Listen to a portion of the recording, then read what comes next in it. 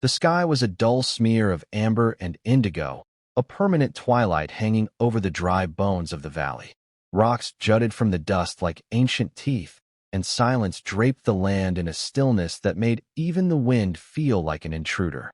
Thalen adjusted the strap of his backpack and took another cautious step over the crumbling ridge. His boots crunched on gravel, the sound loud in the hushed expanse. He shouldn't have wandered this far. The map on his wrist pad had stopped syncing 2 hours ago, probably scrambled by the magnetic fields in the region. But he couldn't bring himself to turn back. Not yet. There was something out here. A frequency he'd picked up last night, faint and irregular, pulsing like a heartbeat through the static of his equipment. It was old, older than the colony's presence on this planet, and buried deep in the mountains. He had followed it with the obsessiveness only someone like Thalen could muster. A 16-year-old exile from cafeteria cliques and dorm gossip, fluent in stellar cartography and alien signal theory, and utterly friendless. He paused on a ledge overlooking the basin below. The valley stretched out like a sleeping beast's ribcage. Wind kicked up little spirals of dust between the stone outcroppings. Something gleamed faintly at the far edge, a glint not quite metallic, not quite natural. He squinted. No known structures appeared on the old colony survey charts he'd hacked through last week. This place had been marked unstable and geologically dead, which, to Thalen, meant unexplored and interesting. Clambering down, he felt the air change. A low hum grazed the edge of his hearing. Not a sound exactly, more like a pressure, like being watched by something massive and sleeping. He stopped beside a jagged formation and reached out. The stone was warm, almost unnaturally so. Then he realized it wasn't stone at all. His fingers traced along the surface, smooth in places, ridged in others, as if forged by design, not erosion. He stepped back and gasped. The formation was a claw, half buried beneath centuries of dust and overgrowth. It curled as large as a dropship, the tips capped in some kind of obsidian-like armor. Moss clung to the joints, and veins of bioluminescent lichen traced along the grooves in the plated surface. Thalen followed the arc of the limb upward, past a moss-covered forearm and shoulder as tall as a canyon wall. It was a creature, and it was alive. A slow, rattling groan rose from the earth, as if the very bones of the planet ached. The sound vibrated through Thalen's chest, pulling a startled cry from his throat. He stumbled backward, heart hammering. The claw twitched, just slightly, but enough to shift the ground beneath his feet. Adrenaline shot through him, but so did something else. Wonder. He was staring at something impossible, something that rewrote everything the colonial education boards had fed them. This was no myth, no remnant fossil. This was a living, breathing entity, massive, ancient, and suffering. Thalen swallowed hard and stepped forward again. The creature's head rested partially upright, jaw parted slightly, lined with rows of blunt, worn teeth. Its face was a strange fusion of reptilian and insectoid features, framed by armored ridges and fractal-like symmetry. Its chest barely rose and fell, but it did, and that was enough. "Hey," Thalen said, his voice cracking. "Can you hear me?" There was no response, only a faint shimmer of air above the creature's surface, like heat rising off metal. The groan came again, this time shorter, like a whimper. Thalen moved to the creature's side and saw something lodge between the ridges of its paw. It jutted out like a splinter, a black shard, humming softly, encased in a metallic sheath pulsing with a dull red glow. Even from a distance, Thalen could feel its wrongness. The shard vibrated with a frequency that didn't match the natural resonance of the valley. He crept closer. The shard pulsed harder, as if aware of his presence. The creature's claw twitched again, scraping the rock with a sound that made his teeth ache. "I think this thing is hurting you," Thalen murmured. "This must be it. The signal." He unshouldered his pack and dug out his scanner. It struggled to stay calibrated near the shard, spitting out corrupted readings, but the data was clear enough. The object was emitting a sustained suppression field, parasitic in structure, likely designed to incapacitate. It was a thorn, and someone had put it there on purpose. Thalen took a shaky breath. Removing it might kill the creature. Leaving it in would certainly let it suffer, possibly for eternity. He felt the weight of decision settle on him like the heat of the twin suns above. "I don't know if you can understand me," he said aloud, kneeling beside the creature's hand. But I think this thing is killing you. And if I can help, I want to help. No answer came, just the wind. But the claw stilled. The air felt calmer, as though something enormous had listened and was waiting. He wrapped his hands around the base of the shard. It was like gripping a frozen cable of lightning. Raw, crackling energy surged up his arms. Pain flared instantly, shooting through muscle and bone. He bit down on a scream and held tight. The creature groaned again, louder now, a sound of agony and something else, hope. Just a little more, Thalen gasped. The shard began to budge. Millimeter by millimeter, it loosened. His arms shook with the effort, muscles screaming. His vision blurred, but he didn't let go. One final pull, and it came free with a violent jerk. An explosion of sound and light tore through the canyon. A sonic wave blasted outward, flattening dust and shaking stones loose from the cliffs. Thalen was thrown backward, the shard clutched in his burning hands. It sputtered and dimmed, finally inert. The air fell still again. He lay there, blinking at the sky. The suns had dipped lower, casting long, skeletal shadows across the valley. His ears rang. His arms felt like jelly. But somewhere behind him, he heard it. Breathing. Deep, strong, and steady. The creature stirred, massive limbs shifting as if waking from a terrible dream. It did not rise. Not yet. But it was no longer inert. Thalen sat up slowly, trembling with exhaustion. He looked at the shard in his lap. Cold now, cracked, dead.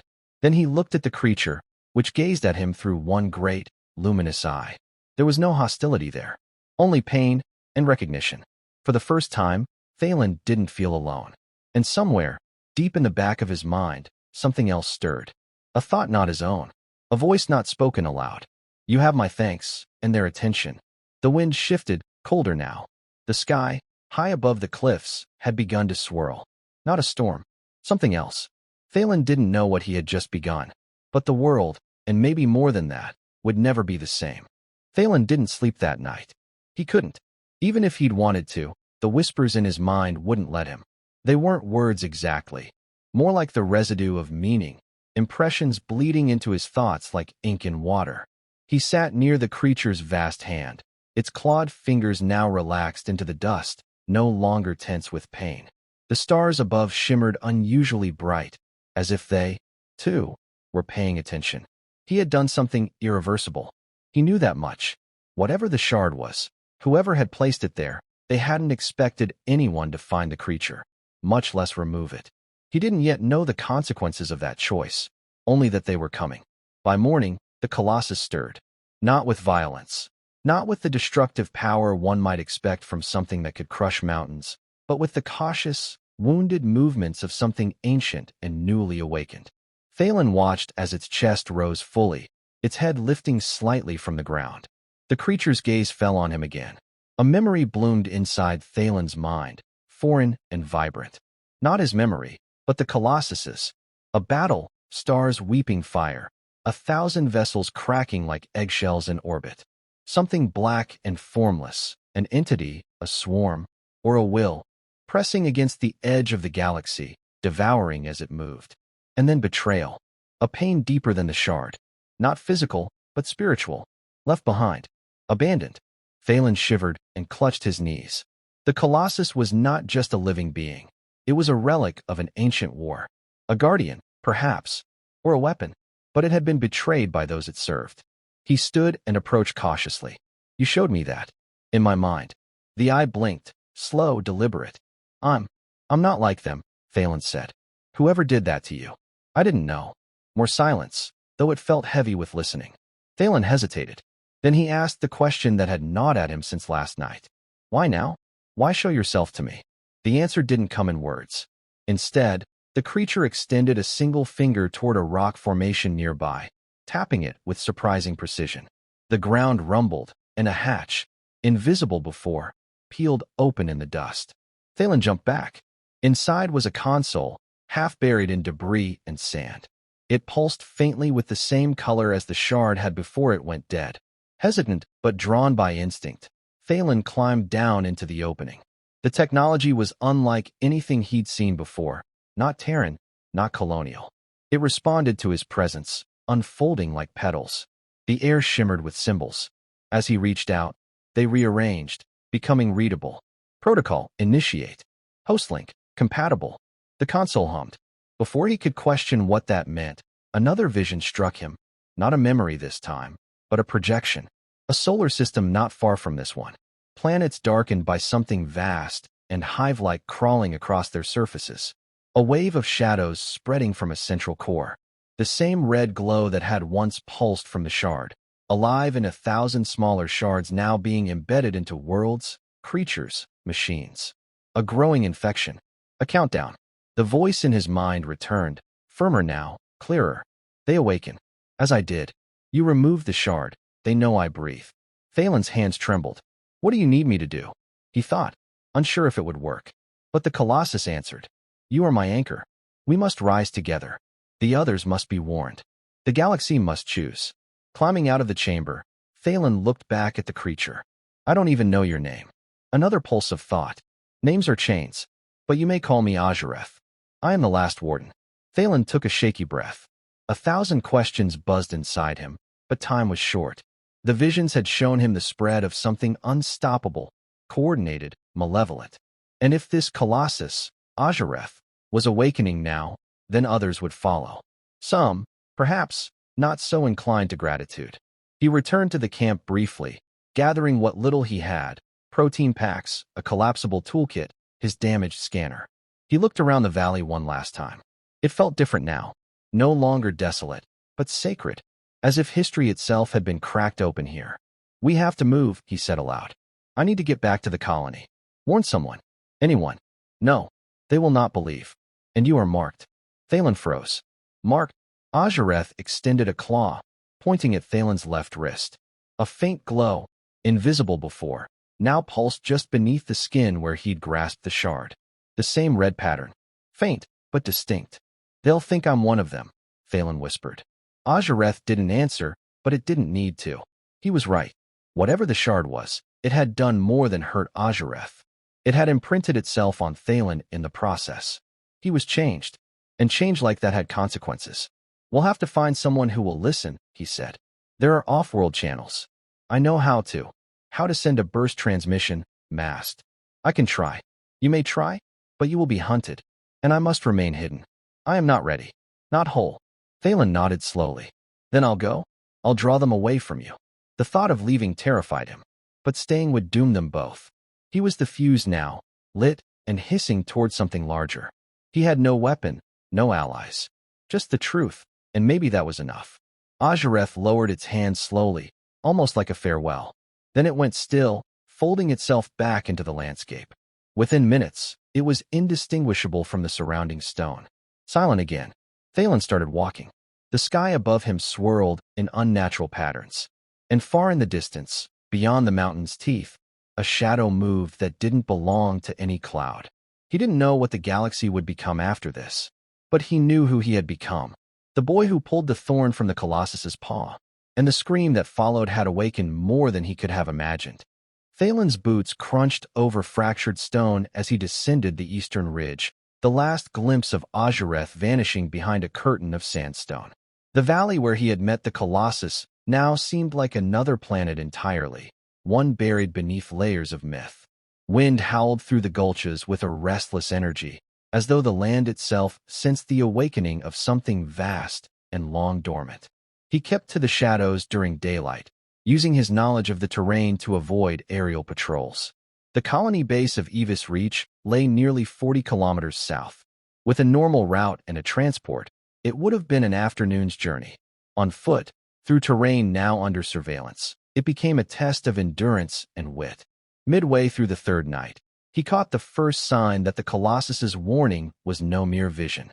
Hover drones swept the ridge near the communications outpost. Military models, sleek and silent. They made no effort to hide. That, more than anything, terrified him. He ducked into a tunnel formed by collapsed lava rock and crouched low.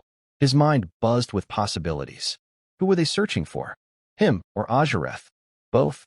Did they already know what had been hidden in that valley? Or had his presence triggered something greater? The faint pulse on his wrist had not faded. It pulsed with his heartbeat, always red, always humming just below the skin.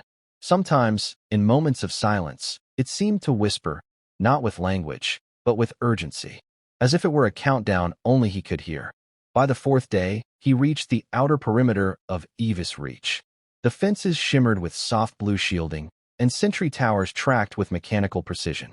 He stayed hidden, eyes on the entry patterns. Every 15 minutes, cargo drones were admitted through Gate 3. He watched, waited, and when one passed low over a ridge, he ran beneath it, shielded from scanners, and vaulted into the shadows of the cargo yard. No alarms. No pulses of red from the towers. Inside, the colony felt alien. Structures of silver gray gleamed under fluorescent lights. The scent of sanitized air choked him. People bustled past, oblivious. To them, it was just another day. They didn't know what stirred in the stars above or beneath the very crust they stood on. He slipped into the old comm wing, abandoned since central relays had been installed in the hub towers. It still held enough functioning tech to boost a signal beyond the system if someone knew the old codes. Thalen did. He scavenged a power cell, bypassed a locked terminal with a copper wire trick he'd learned from scrapping old bots, and keyed in the uplink. The screen flickered to life. Encrypted comm route established. Uplink 547/Aurelian/Rift. Status active. Input message ***. He hesitated. Who would believe him? Then he typed, to anyone beyond, there is a war coming. I've awakened someone. A warden. His name is Azureth. He was betrayed, buried, forgotten. But he's not the only one. The red shards are keys. And the enemy is moving. Please, if there's anyone out there, answer. He pressed send. Seconds passed. Then a blinking cursor. Then a single line. Received. Stay where you are. Help is coming.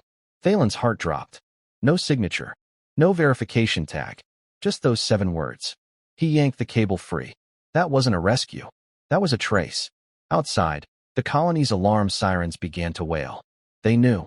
Thalen bolted from the comm wing, zigzagging through loading bays and across drone tracks.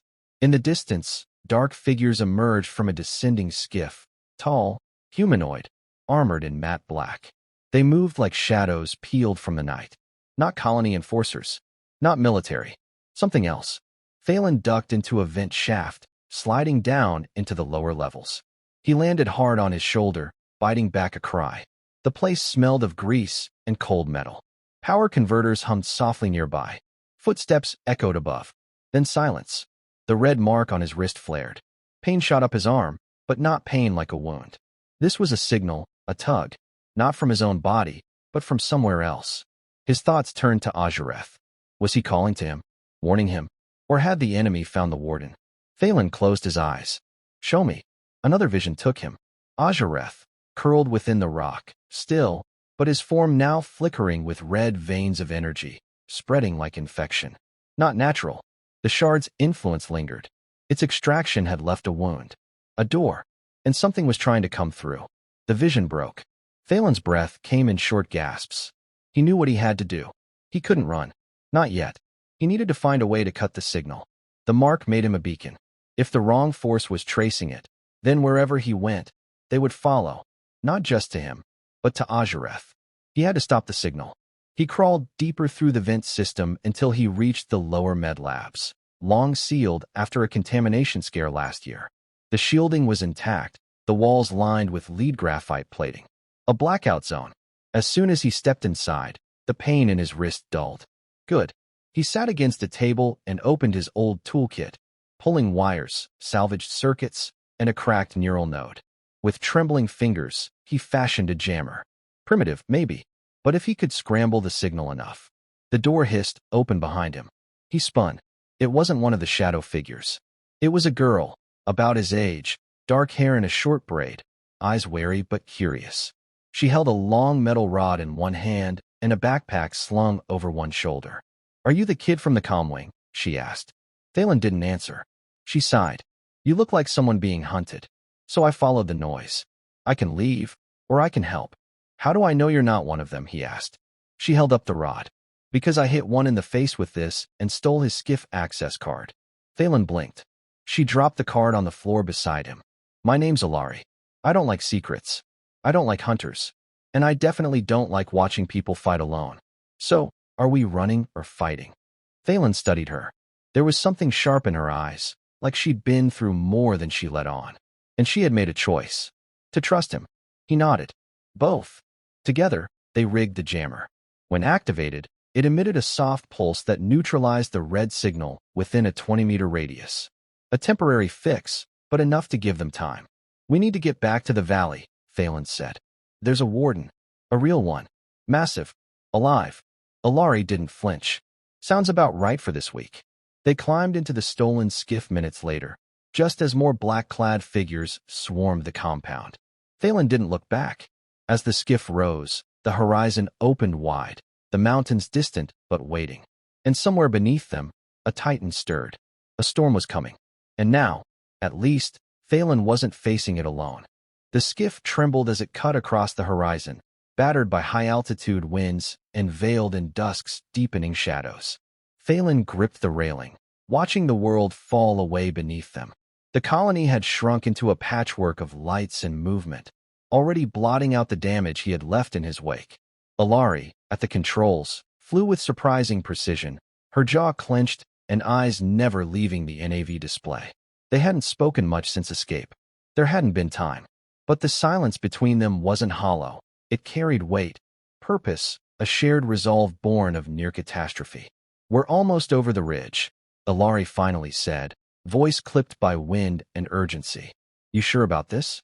Going back. I have to be, Thalen replied. Azareth is not safe. Something's trying to breach him. I think the shard, whatever it was more than just a weapon. It was a lock. Then you broke the lock. Yeah, he said, staring down at his wrist. The red mark was faint now, dulled by the jammer, but still a presence under his skin. And now it's trying to finish what it started. The landscape turned jagged beneath them as they neared the valley. Thalen leaned forward. Already he could feel the pull, the gravity of what waited below, not just a physical location, but a convergence point. Something was happening down there. Something massive. Alari lowered the skiff behind a ridge, powering down the engine to a whisper. They climbed out in silence, moving through crags and crevices until the valley opened before them once more. It was no longer silent. The ground trembled with a low, resonant hum. Stones vibrated, and faint flickers of red lightning danced through the air above the old burial site. Where once Azareth had lain still and hidden, now he stirred visibly. His massive limbs twitched, and the rock that had long covered him split apart like crusted scabs. Red veins pulsed across his frame, more aggressive now, more alive. Thalen's breath caught. Azareth was in pain. Alari gripped his arm. That's not normal, is it? No, Thalen said. He's being attacked from inside. They crept down into the basin, the air growing heavier with each step. The scent of ozone and old metal filled their lungs. The last time Thalen had stood here, Azareth had looked like a sleeping monument. Now he was half awake, half corrupted. A battle was raging beneath that ancient armor. You returned. The voice in Thalen's mind was strained now, distorted. Too late. It pushes through. The shard was never just pain, it was a gate. A signal. A seed. Thalen stepped closer. Tell me what to do. Burn it. Sever the infection. You are the key, but the key must also be the flame. He didn't understand. How? Azareth's eyes flared, and a column of energy burst skyward from his chest. It wasn't fire or light, but something deeper, memory, power, time folded into essence. From the beam, a shape descended. A fragment. Metallic. Angular. It hovered before Thalen, pulsing in sync with his wrist. Alari drew back. What is that? Thalen reached for it, instinct overriding fear. As his fingers closed around it, the pain in his wrist spiked. The red mark surged, wrapping tendrils of light up his arm and into his mind. He dropped to his knees, screaming, as the world blurred into chaos. He saw stars eaten alive, planets cored like fruit, creatures twisted into weapons, hosts for a consciousness that spread not like fire, but like rot, silent and unstoppable. And at the center of it all, a mind without shape. A will. Cold. Perfect. Unyielding. He saw Azareth's past, the war he had fought, the command he had obeyed, and the betrayal of his kind, locked away not out of mercy, but fear. Because Azareth had refused to kneel, refused to let the galaxy fall. And now the enemy had returned, using the old keys, the hidden shards, to finish what they started. Thalen gasped as the vision broke. The object in his hand had merged with the mark. He was no longer just a messenger. He was part of the network now. But instead of submission, he brought resistance. He stood slowly, legs shaking. I know what to do. Alari looked at him like he was about to collapse. And maybe he was. What did it show you? The infection is spreading through dormant nodes. Other wardens, other machines. The shard I pulled out of Azureth woke him up, but it also activated the others. Most of them aren't like him. They're already lost. And you? He clenched his hand, still choosing. Thalen climbed onto a ridge above Azureth's chest, raising the now glowing shard high. It vibrated, hot and screaming with internal pressure. He felt it pulling at him, inviting him to give in, to become something else. But he didn't. With a final cry, he plunged it back into Azureth. This time, not into a wound, but into the heart of the power that had once been sealed. There was a blinding flash. The wind roared. The valley screamed. And then, silence. Azureth lay still. The red veins were gone. The corruption had burned away in a storm of light. The air shimmered with residual energy, but no longer felt hostile. The valley exhaled. Thalen collapsed. When he awoke, stars had moved across the sky. Alari knelt beside him, holding his wrist. The mark was gone. You did it, she whispered. It's gone. Thalen sat up slowly. Azureth loomed above them, but his form was peaceful again. His eyes opened, not red now, but gold. You are no longer just a messenger. You are a node. A choice. You severed the call, but others will come. I know, Thalen said. Alari helped him to his feet. What now? We find the others. The ones still sleeping. Warn them. Or stop them. And you think they'll listen? He looked up at Azureth. The Warden's gaze met his and held it. No longer a god or a machine, but an ally. They will if we scream loud enough.